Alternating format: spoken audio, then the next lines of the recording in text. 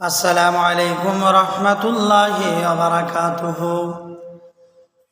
আমার আল্লাহ পাক রব্বুল আলামিন সূরা ফাতিহার তাফসীরের ভিতরে পাওয়া যায়, আল্লাহ পাক বলতেছেন, সকল প্রশংসা আল্লাহর জন্য, যিনি বিশ্বের প্রতিপালক, যিনি পরম করুণাময় অসীম দয়ালু, যিনি বিচার দিবসের মালিক। হে আল্লাহ, আমরা একমাত্র তোমারই বন্দেগী করি আর তোমার কাছেই সাহায্য প্রার্থনা করি। আমাদিগকে সরল সঠিক পথে চালাও, তোমার অনুগ্রহ প্রাপ্ত পথে, তোমার অভিশপ্ত পথ ভ্রষ্টদের পথে নয়। এটা হলো সূরা ফাতিহার তরজমা।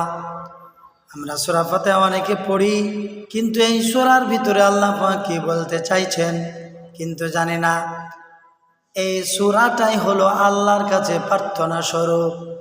তাই আমরা সকলেই বেশি বেশি করে সূরা ফাতিহা তেলাওয়াত করব, আল্লাহ তাবারক তাআলার কাছে প্রার্থনাটা জানিয়ে দেব।